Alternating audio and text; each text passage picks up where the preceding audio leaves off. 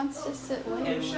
Close all the Michelle and Sahali are on the side. Okay. Michelle, do you have a preference? Not really. Yeah, just get in there. Oh, well, probably this way because. Okay, you guys get them first then, right? Okay, you're there. Yes. Do we want like? Oh, we need all the chairs. Okay.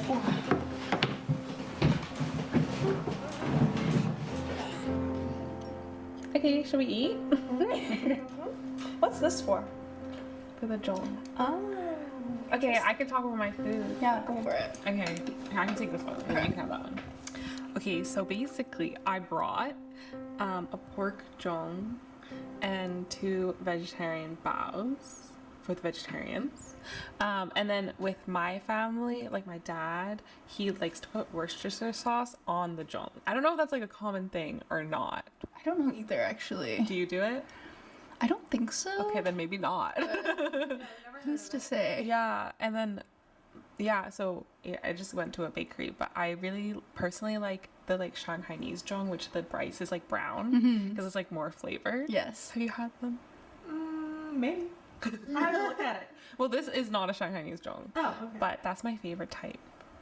Yeah. Should we open it? Yeah, go for it. We might need scissors, but Just get a little boogie do. Uh-oh. Wrapping a present. have you had one, Carrie? No, never. And I still can't today. Oh, There's pork in it. Yeah. it's hard to. But I got will you. watch. Eat around it. Yeah, the outside is just rice. All right, give me rice. I'll try. Yes. Oh, there's already a piece here. I'll dip it in the Worcestershire sauce. Style. Describe it to the audience. How does it taste? Like a zong. Scones are like the thing that will make me think of, I don't know, being like a kid and like something that my mom would always make. So these aren't the kind that she would make. I don't really know what the style is, but it's what we have in Canada at least. Like if you go to any cafe. But she makes like the kind of traditional British scones, and they're kind of, I'd say they're like fluffier and lighter than these. I think these are like denser, and like we have them with clotted cream, jam, butter, and then would have them with tea, maybe like a salad, cheese, and that would kind of just be a light dinner that we'd have sometimes. This is the best that we could find in Vancouver. Regular scones or scones. Did your mom make But- flavored ones or plain? Always plain. Yeah, Does it like go they'd with never anything? have things in them. Yeah. But whenever I go to a cafe and I buy a scone, I would get like a blueberry one. But they're not the same. Yeah. Yeah. Wait, are the ones your mom makes like sweet, or they just No. kind of like base level? Like they can be They're- with anything. There's like, I think it's like cream of tartar is like Oh yeah. one of the ingredients in there that kind of gives it this certain flavor. I don't want to explain it, but there doesn't really need to be an addition like chocolate or blueberry or whatever. I feel like you can eat it even with no flavor or no like jam or anything, and it's still pretty tasty. Yeah. Do you have like a family recipe for it? Yeah. I got my mom to send it to me the other day. It's like a Nigel Lawson recipe, I think. And she's like a British. Yes. She's like a British Icon. lady. I don't know. Yeah. Have you made them? No, never. Should we make them? Maybe we should. Yeah, I'm not very good at baking. It's kind of like my mom's specialty because she's very exact. But we could definitely try. Do it. I would feel more at home or more at peace with it if like you helped me. Like I trust Sahali. Like Sahali would know. We did Yeah. want to do like a cultural day. Yeah, we Everyone did. brings a food. From their culture or something. Yeah. This is half of it. Yeah. Yep. Did you ever make them with your mom growing up? Or No. it was just like But I'm going home this weekend, so I asked her if we could make it this weekend because I just like I haven't had them in so long, but because of this project, I was reminded of the recipe, and so maybe I'll learn this weekend, and then we can come back and make it. Yeah. Introduce us to your food, Michelle. Okay. Well, should I hold up the mic? Here, I can hold her. So, my mom is from the Sichuan region of China, and my dad is from the Guangdong, which is like the Canton region of China.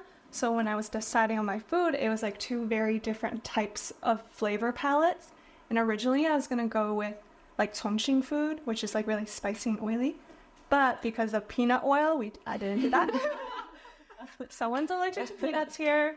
So I got the Canton side of foods. I decided to do luo song tang, which is a Hong Kong borscht, and it has potatoes, carrots, onions, oxtail usually, and it's very tomatoey. And I feel like soups in general is a very like childhood thing of mine. Like I feel like it's just like a comfort food. I always have to have a bowl of soup after a meal, even if I don't want to. And I feel like soups also, it's very different than like a Western soup where it's like all blended and thick. It's usually a broth and it's really thin and it's meant to be very nutritious. And we use a lot of like Chinese medicine ingredients in it. And for the curry fish balls, I think that was just like one of my favorite childhood snacks to have because I just loved it as a snack as a kid. And I remember always getting it when I visited my grandma in Shenzhen. And there was a convenience store nearby that I would always walk to, and they always just had like hot foods that you can just get by serve for yourself. And I would always go in the evening, like after dinner, as a snack to get curry fish balls, and I would eat it with some hot sauce, and it was like the best. Baller. Perfect. Brandless.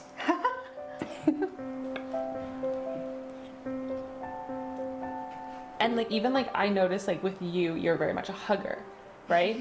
And so like you always try to incorporate hugs into it. It's true. Oh my god! But it's like it's a good thing, right? Like you like to hug people. It's your way of saying hello and goodbye, right? And for me, I'm very much not like a touch person. And I think that One time I thought you were mad at me. because I wouldn't go in for the hug. No. I'm like Mad at me? No, because like sometimes I try and remember that Sahali and Michelle aren't like the biggest, and Josh actually. Yeah. it also might be like The biggest. But I will hurt hurt you if you instigate. That's the thing. That's the thing. Yeah. So, but I try not to hug you guys too much because I know you don't love it. But then sometimes like Sahali will reciprocate it too if you're going for it. So there's this like one time where I went in for it and you were like no. And then I was like, oh my gosh, she's mad at me. Yeah, I for people that I know always hug, I will try to go in for it. But I think with you, because we've gotten to a level where I can just be like, nah, I'm good. And I know you won't be like, what? Yeah. Like most of the time. Yeah. But I also wonder like if it's like how you're brought up. Because like my parents didn't really do very much like touch, like physical touch, hugging behavior. I like never say I love you to my father, which is like, but I do to my mom, so I don't know what's up with that.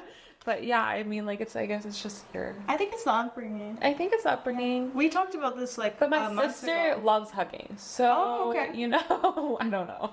Wow, I'm surprised. Yeah, she's a hugger. Okay. Cool. So maybe. What about your sister? Is she a hugger? Is she a hugger? I don't know. We don't hug each other. Okay. Yeah. But maybe Have she you hugs other seen- people. Yeah. I actually think my sister, like, when we were younger, growing up, I was more introverted than my sister, and my sister was always like extroverted, had a lot of friends, and as a kid, I didn't have very many friends as a kid until like I grew up and like I blossomed. But I mean, it's interesting because now whenever I finish a phone call with my mom or dad, I do say I love you when I finish. But I feel like as a kid, I never really said I love you to my parents. But I think maybe because like we are further from each other, we don't talk as much, we just like say it. Yeah. But I do know that when I was a kid, I was kind of anxious and I was just like embarrassed to be a person as a child. A person? I was just like embarrassed to be alive. Like I just remember being a kid and just being embarrassed about everything. I would be like, I'm going shopping with my mom, and I was like embarrassed to go like look through clothes by myself because I was like, why am I shopping in this like big kids place? I'm like a little kid. Like they're gonna judge me. It makes me want to hug her right now. I think I was just like a really really shy kid, but I wasn't like if I knew you and I felt comfortable around you, I was like a crazy kid. Like I was loud and like It was just like weird. in public eye. But just like with people I didn't know, I was like extremely shy. Like whenever my mom took me to like a family friends gathering and she like told me to say hi to the parents, I'd be like, hi. And it's like I didn't want to, it's not that I was trying to be rude, but I was just like so shy about talking to these parents. Some for of some those reason. things just are awkward. Like I'm an extrovert and like that doesn't sound desirable to me either. I don't Yeah, want to do that. Like a polite way to like say hi to like the family friends parents is like hello Susu, hello Ai, and like their name or whatever. Yeah. But I was like embarrassed to say that. I'd be like, hello. like hide. Are you like hiding behind your mom? Yeah. But I think it's like tied into being forced to do it. Yeah, like yeah. that was a thing on my like Filipino side of the family. Like you would have to hug and kiss everybody when you arrive and when you leave. And I remember being like, oh my god, there became like the quote, I kissed them already. Like that all my cousins, like everybody knew because it would become so annoying. They would be like, I already did them. Why do I have to do? Or they'd be like, Mom, you just weren't looking. I already did that, Uncle. I already did that, Aunt. Like, why do I have to do it again? And now with like the new generation, like my generation's kids, like my cousin is saying, if my daughter doesn't want to hug you, she doesn't have to. And I'm like, exactly. Like, why are we forcing these kids to, you know? But also like if in a large family setting, when you don't remember everyone's names, and they're like, go say hi to so and so, and you're like, which one? Like, who am I going to say hi to when you can't remember everyone's name? And that also is like another anxiety of like you talk to them and then they're like they talk to you and you're like, I don't know who you are, and I'm gonna forget because I don't see you often enough. Exactly. I think also another reason, I think there's a phrase like self-serving prophecy or something. Yeah. Where like if you believe you are something, then you become that. And I think like ever since I grew up, the narrative for my sister and I is like my sister is the extroverted one. She's the one that's social. She's the one that can talk. And Michelle's the one that's more introverted and quiet. And like that's what my parents told everyone, and that's what they like told us. So like I always just like that was like what was ingrained in my head.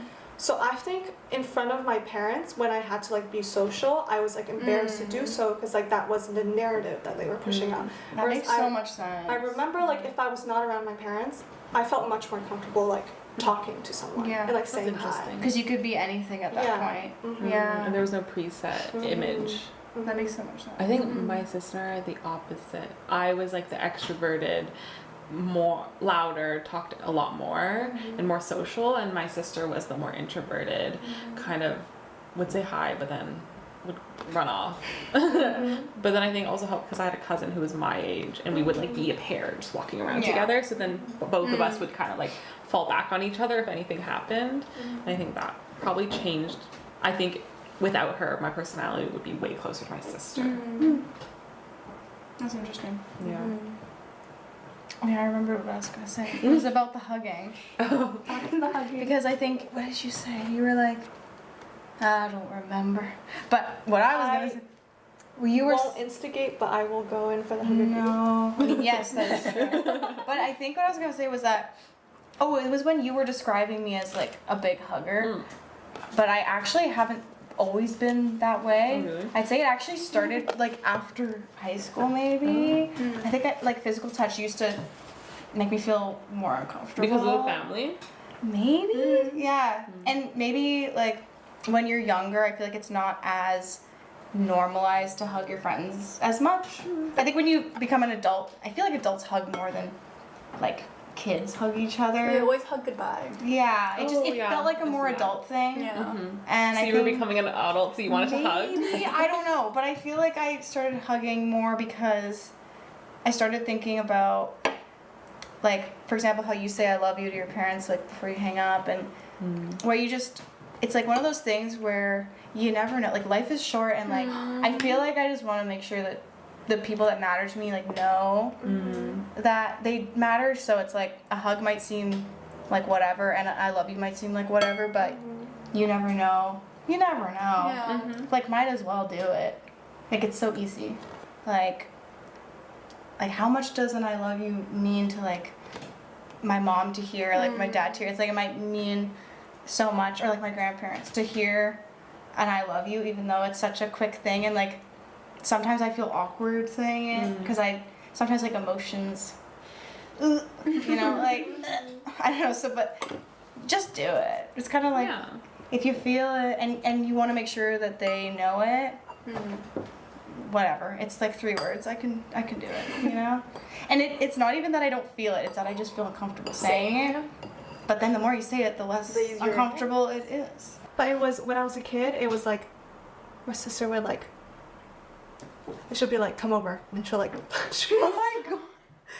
Not like really hard. She'd get you to come over. But it caused a little pain. And then I would like try to hit her back, and my mom's like, "You can't hit her back. It's just gonna hit you back." But what?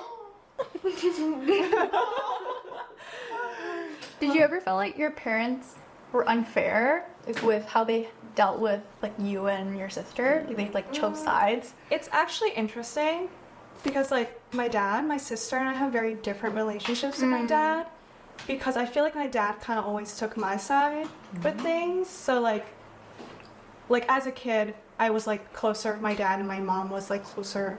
Wait, no, my sister was closer to my mom.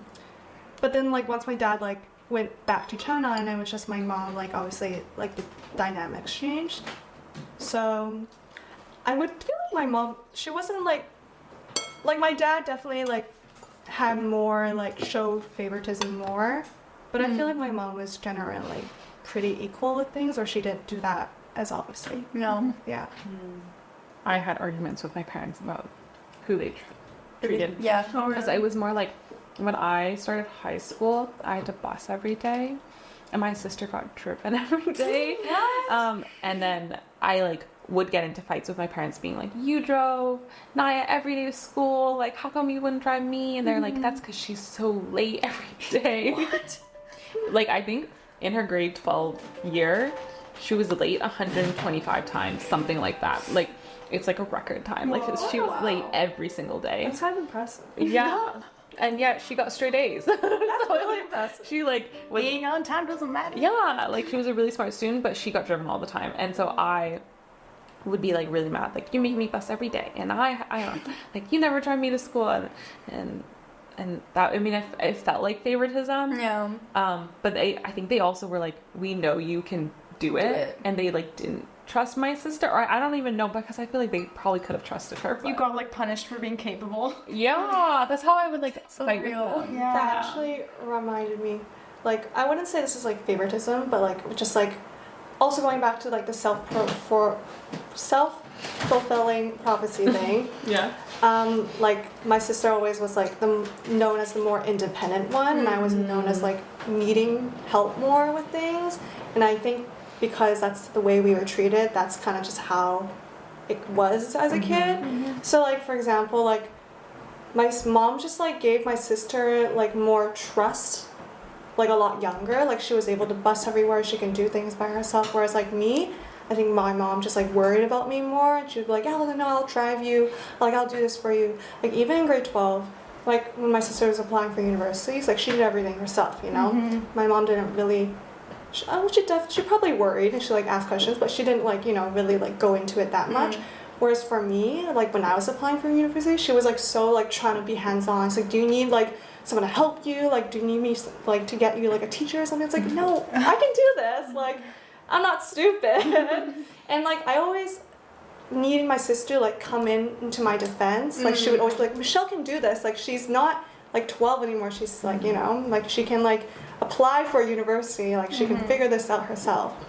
So that's like kind of like where our treatment was different. I feel like certain top like areas of our lives, like if parents will like put like more like kind of like coddling almost, they like think you can't do it in certain areas. Like I think that was like my sister, they were like, "Oh, she's very academically smart, she can get into any university she wants, she can figure it out herself." But then like getting to school, it was, like, She just can't get there. Yeah. she's always like running late, and that was kind of like the like a time management thing. But then for me, I don't even think my time management is that good. But I have noticed in our By friend group, comparison. sometimes I am the earliest and I'm still very late, which is wild.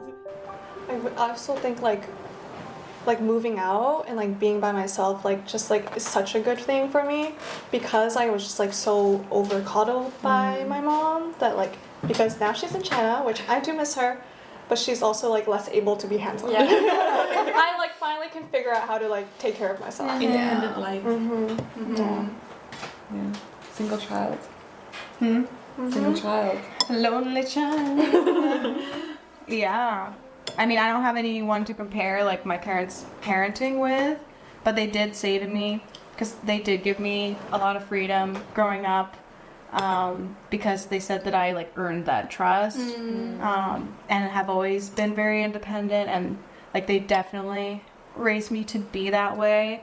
I feel like that's a classic like only child trope, isn't it? Like being like overly independent and not being good at accepting help, being kind of just like self-sufficient. Because you've always kind of You've always had. Yeah. Makes sense. And like if you ever need to know how to play a board game By one yourself. person, I know. From being a middle child. Yeah, my older sister and I didn't have a really good relationship growing up, so I ended up playing by myself. But man, I was really good at playing by myself. Exactly. And also board games and like card games. Yeah. With several people. Oh yeah. Oh, I love solitaire. Yeah. Yeah. I was playing so much like the other day. I love it. But yeah, my parents did say like if you were like less capable and like basically just like less good at doing these things, then yes, we would have been more hands-on, or yes, you would have gotten less freedoms, or you would have had like a shorter leash. Oh yeah, I was a leash kid. I actually meant a figurative leash, but I actually also was a leash kid. Oh, a physical leash. Yeah, she's a runner. Did you like run off, like try to like? I guess. Or maybe they were just trying to like be proactive. But maybe I probably tried to run with the leash on. Like I don't know. That'd be quite the sight. I have like a very vague vision of what it looked like. I actually like kind of needed a leash as a kid because I would get distracted. Like I'd be walking and then I would like look around and I turn around and like they're gone. Oh. I'm like, oh, I'm just gonna cry. One time I was They find you? They would. I'm here now. I'm telling you. She had to like make a call over the PA over the entire mall. It's like that. Like did anyone find like lose a child? And she was in the store the entire time. She's Your like mom? a different aisle. Oh. Yeah. Well, because when you're a kid, the store seems so big. good. It's not. Yeah. Yeah. But yeah, that happened a lot. I would just like lose them. A lot? Yeah. So I have to hold their hand when I'm walking. Damn, Alicia would have come in here. Yeah. Should have gotten started on the leash thing. Because I feel like when I first saw it, I was like, oh my god, they're putting a leash on their child. Yeah. Like that's wild. Like I would see like little kids that would hold onto a rope, like when it's like a daycare, they'd all hold on across the street or whatever, but never like the leash until later. Imagine like you get excited and you like run towards something, they're like Pulling you The back. retractable one. Oh no. Imagine. like you and your dog. Oh Looking your kid and your dog. Yeah. That's funny. It's interesting because I feel like a lot of like people of color stories is like I grew up around Caucasian people and I felt different, and I would say that like it's true to a certain extent. Like we all grew up in like a Western country, and like the standard of like a person, like beauty and whatever, is always like a white person when we were young. Yeah. So like like when we grow up as teenagers and we look at ourselves and like how we look, it's always like, why do I look like this and not that? Because that's like what is presented in media, especially when we were young. There was like less Asian representation. But like people that I actually grew up around, like my school, my elementary school, there are like so many Asian people, like Chinese people in general. Like, even like my high school, there was like so much Chinese people, and like there's so many like Chinese Canadian people that like are first gen, and they're also like the main like the fobs, like the people who just came, and like we are always kind of separated, which is really interesting thinking about it. Like the people that are, what would you call it? It's not It's first like gen. international students, Yeah. international Chinese students specifically, Yeah. and like the Chinese students that grew up here and their parents are like were first gen or second gen or something. Yeah. So like I never felt out of place in that way where it's like everyone around me looks different. But I do remember being like I don't know, 13 and like just starting to become a teenager and like thinking about my looks, and I'd be like, why do I not have like big round blue eyes and like pretty blonde hair or something, you know. So yeah, especially sorry, especially like Tumblr. Oh, It's like remember 13 Tumblr? The Tumblr girl is like a skinny white girl. Yeah. With the one that's like just up the eye. Yes. Oh, I remember those eye graphics. The eyes, Yeah. yeah. But you also grew up in the west side, and I grew up east side. So like I feel like in Vancouver we also had a very different experience, because I went to elementary school in this like really small Montessori where there was like a lottery to be able to get in. Right. And so people all around Vancouver went there. So it was very like diverse. And it wasn't like primarily Asian or primarily white. It was like honestly like very mixed, which was good. But then I went to a high school that was like very like close to Burnaby, East Vancouver. And it was primarily like first gen Asian Canadian kids whose like parents had moved over kind of more recently or whatever. But even with that, I ended up being friends with mostly white people because I think it was like in a way I wasn't Asian enough for the kids who, even though they were born here. Yeah. So I ended up being friends with people who were white. And then I think also growing up, I grew up in East Vancouver, but it was like a kind of white middle class neighborhood. So a lot of the kids that were in my neighborhood were also white. So I just think I was surrounded by a lot of white kids. And I was still like friends with everyone, right? Like there was never, I don't think anyone ever had any issues. But then I think going into like a more Asian predominant area, I felt more like out of like, I don't know, less belonging, yeah, which is funny because it's normally like the opposite, right? And then I think going into it's also like you're like there with everyone in high school just because you're all in school together and like you have to be there every day. But then going to university, you get to pick your friends more. So then I think that's when like when I got into my program, I ended up being friends with a lot of kids who also were born here and were Asian.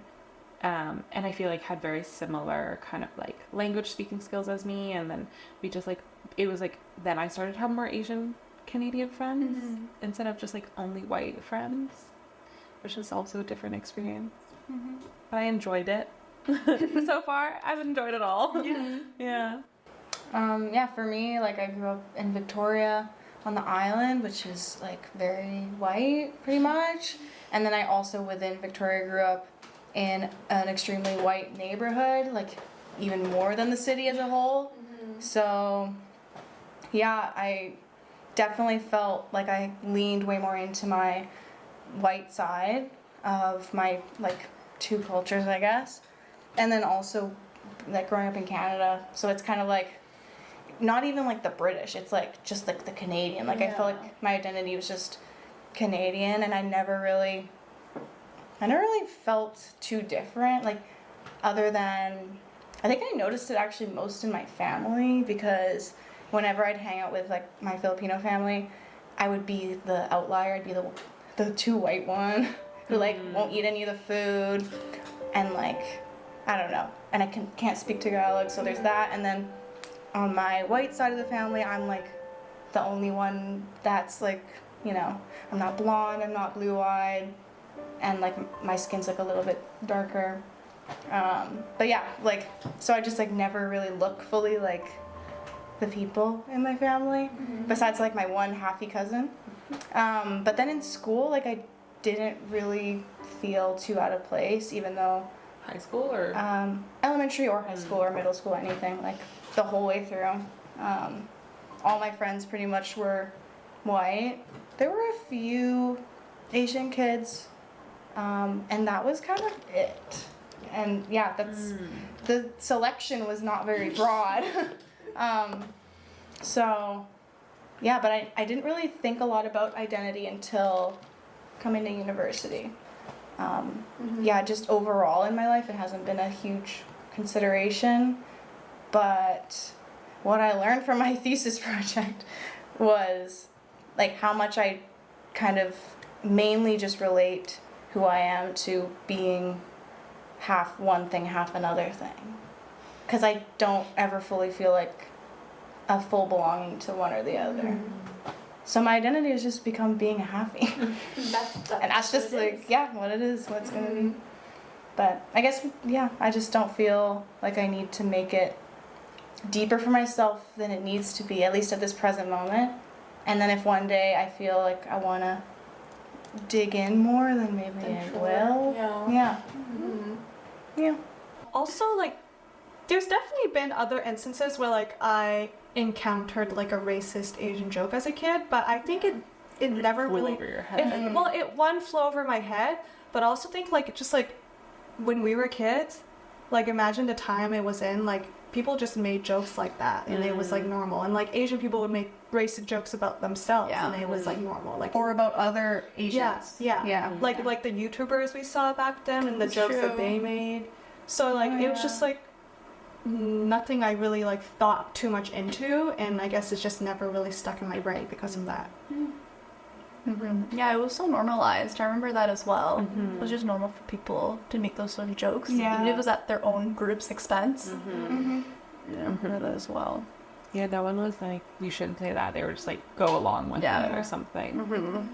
Yeah. That's another thing I actually realized when you said like their own group. I realized that I never, because I didn't grow up with any Filipinos and also just not many Asians in general, I like never actually felt like I got to be a part of a group. And then I wouldn't, because I grew up with so many white people, it didn't really feel like there was a white group because it was like just everybody.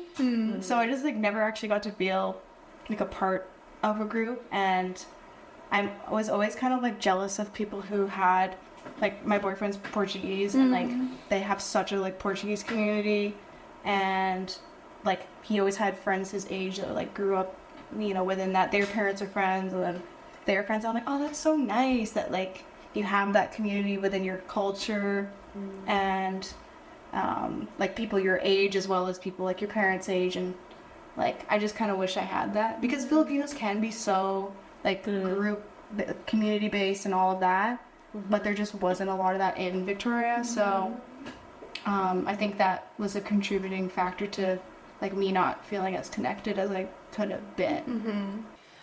Do you find you feel more kinship with people that are also half, more so than feeling belonging with either side of your culture? 100%. And that's like, sorry, I gotta swallow a ball. With my like thesis project that I mentioned before, I kind of centered a lot of it around being a halfie, and so I interviewed like seven halfies in my life, and it was really, really cool to hear their stories and like range of experiences with that part of their identity and where they grew up and all that kind of stuff. And it was just nice to feel like, oh, like I have a little mini group of people who, you know, went through this, and I'm lucky to have like quite a few, not quite a few, but like, you know, some of those people were very close friends of mine. And so that's something that we can kind of talk about, you know. I wouldn't say it comes up often, but when it does, or if you ever need somebody who gets that, then there are a few. There are a few of them. So, yeah. Yeah, that's important. Yeah. I kind of understand the imposter stuff as well, even though I can speak some Chinese, like Cantonese, and like my family practices a lot of the traditions, so I'm able to like have this like cultural exchange sometimes with like other Chinese people. I'm like, yeah, I understand that, I get that too, I'm part of this group, but then sometimes I'm like, I don't know what that is, or like that sort of thing. So I feel like with some of my closer Chinese friends, it seems like I'm the most well integrated person, but I also have moments where I'm like, do I know enough? And like, I should work on my Chinese more, and like this and that. So I think it goes to show, especially for people that didn't grow up, like that grew up here, there's you still feel this sense of imposter syndrome, or this like insecurity around belonging. So it always feels like there's something you need to measure up against. Yeah.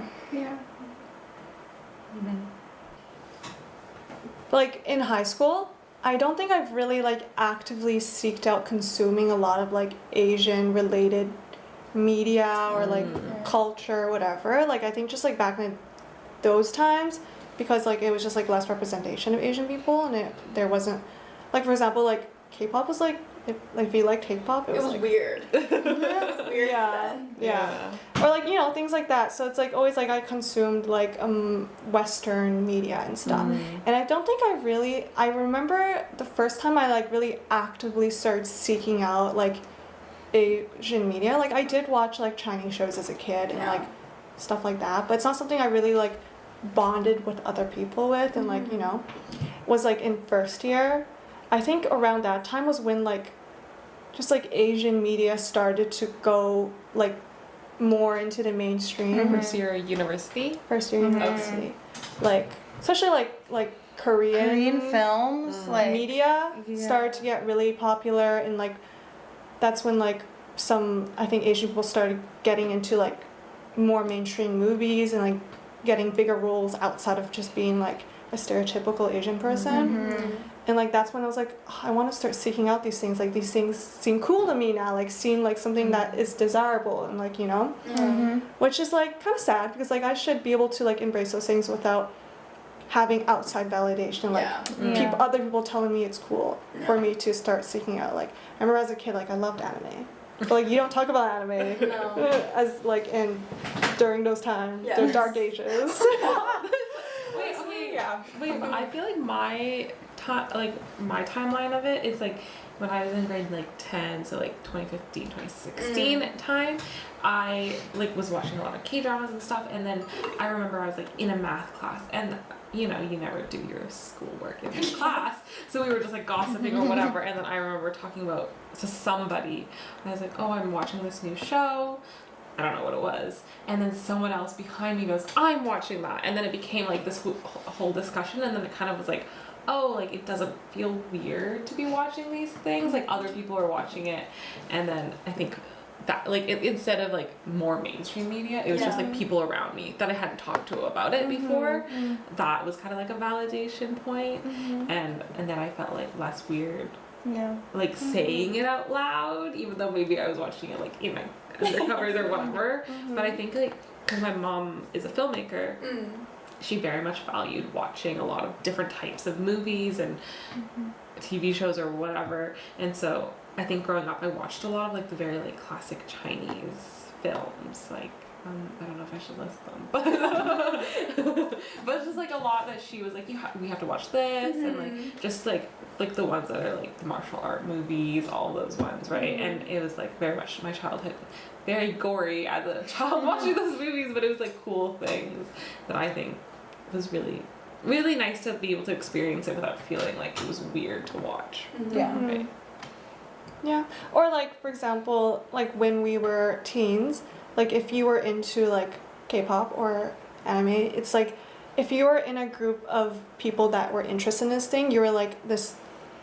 That was like your identity. That was like your identity. Like you are the people that are into these things. Like there are clubs for these things. Like there are like there's this thing called like the JK Dance Club, and they like the club, they specifically do like Korean Japanese dances. And like they're like, at your high school? At my high school. I wasn't a part of that, but like that's like one of those things.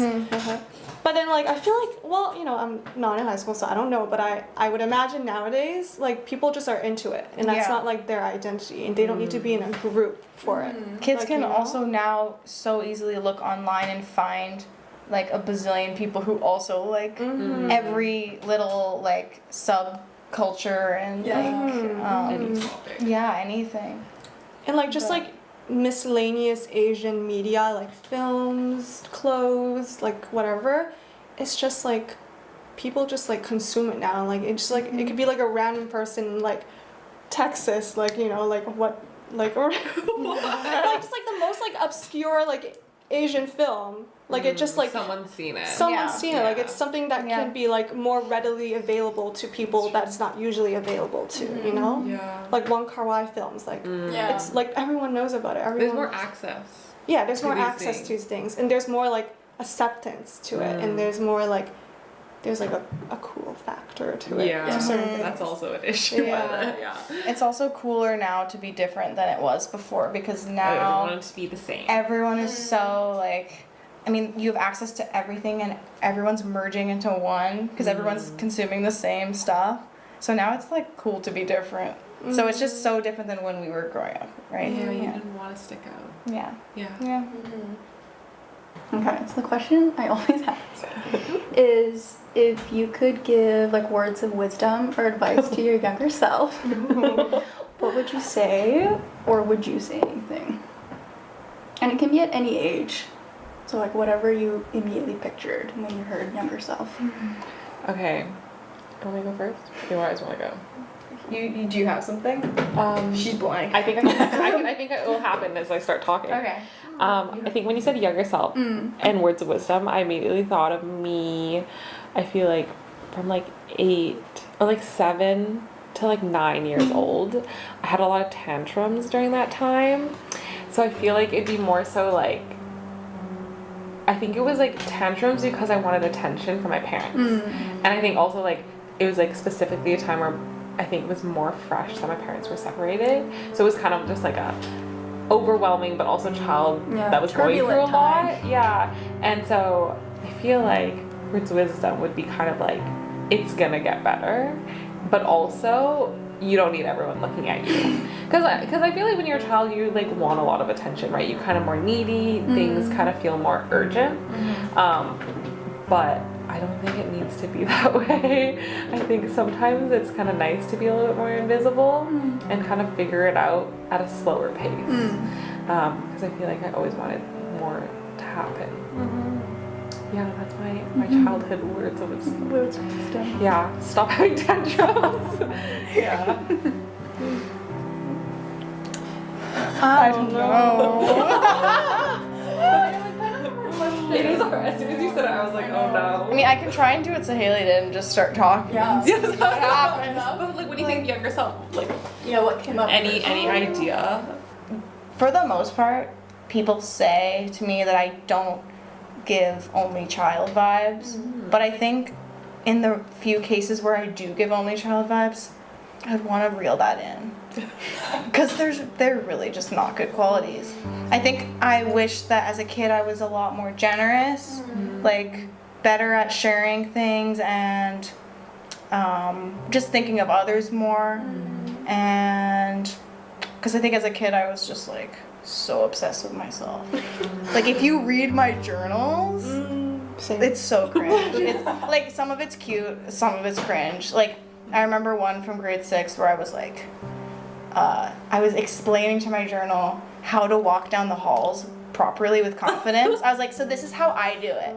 As if I was like teaching somebody. Like, I kind of love who's that. reading this? That's so fun. Yeah, I would be like, hold your head up high and like put your shoulders back and like pretend that like you're kind of walking on like a straight line so your hips will kind of like move. Were you trying to do like a Ned's Declassified thing? I think I just thought I was like an icon. I mean, it sounds like you were. Maybe. Thinking about the hip With movements my- and everything. yeah. That's great. It was where I had my fedora. I mean, I love that I had the confidence to wear a fedora, and I didn't think it was weird. But yeah, maybe just being more aware of others and just as a whole. Because I think sometimes I was just like in my own bubble and only think about myself. So that maybe would be my advice. But that also just comes with maturity, so I agree. yeah. Okay, well, the short version is to not be as embarrassed all the time. But the long version is like, okay, funny thing about when I was talking about self-fulfilling prophecy is that I kind of made that revelation while talking. I was like, oh my god. No, the but way- my mind was like blown. I was like the way I was acting is because I was like, they told me I'm that way, so I am that way. So I did make that revelation like right here. But I would tell my kid, I would I'm on the tell scene. my younger self that like the reason, like I think if I like explained to her why you were like embarrassed all the time is because of like people tell you you're this way. So if you don't act this way, then you feel weird and embarrassed. And like I feel like I like didn't do a lot as a kid because I was like embarrassed about everything. Like my mom wanted to take me to dance class and I didn't want to do dance class. I was like, I had to like move my body in front of other people. Like that's so embarrassing. So Yeah. like I just wish I just stopped caring about what other people thought, and I feel like I would just like have done so many more things as a kid. Or like, yeah, I think I would just been a more carefree, fun kid. That's a good answer. Those were all so nice. Thank you so much. Okay, Thank that's you. it. I hope this was enjoyable. Okay. Are we done? Thank you, Chantal. Thank you. Thank you. Thank you so much. Oh my god, I forgot about his I hope the audio is good. Yeah, I know. Was the audio? I also did not. I feel like it started off being like. someone's phone is vibrating. Are you able to drive? Oh, there's my mom's call. Way. 你应该跟妈妈说什么？是今天是你生日啊！Happy birthday！别都主动给哦喂电话来了，刚才。 ，Sorry，我现在在拍东西，所以我在我。